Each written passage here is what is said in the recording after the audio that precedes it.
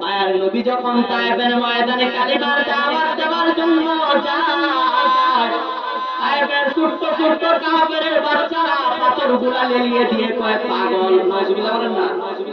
নবীরে কয় পাগল। আমার মায়ের নবীকে পাথর মারতেছে, বৃষ্টির মতন পাথরগুলা নিক্ষেপ করতেছে, নিক্ষেপ করতেছে পাথরগুলা। এমন ভাবে পাথরগুলা আঘাত করে মায়ের নবীর শরীরের মধ্যে পাথরগুলা এক একটা করে মিশে যায়। নবীজির পালক পুত্র জাহেদ, নবীজির দেহ থেকে পাথরগুলা যখন সরায় যায়, সিরাত করে রক্ত বের হয়ে যায়। নাউজুবিল্লাহ বলেন না। এই রক্তের কারণে তিনবার নবীজি তায়েফের ময়দানে বেহুশ হয়ে গেছেন, জোতা মুবারক আটকে গেছে। আমার মায়ের নবী, মায়ের নবী, রহমতের নবী আমার তিনবার বেহুশ হয়ে গেলেন। আল্লাহ তাআলা সহ্য করতে পারেন না।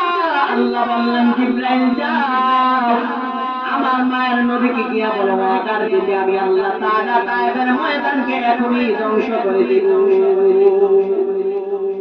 জিবরাইল আলাইহিস সালাতু ওয়াস সালাম আয়েশা বললেন, আসসালাতু ওয়াস সালামু আলাইকা ইয়া রাসূলুল্লাহ।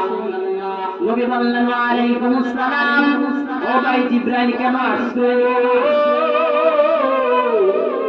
জিবরাইল আলাইহিস সালাতু ওয়াস সালাম বলেন, নবী আল্লাহ তাআলা বলেছে, আল্লাহর কাছে যদি আপনি এখন বলেন আমরা পারের ফেরেশতারা সিফাত দুই পা দিয়া চাপ দিয়া তাদের মানুষকে ধ্বংস করব।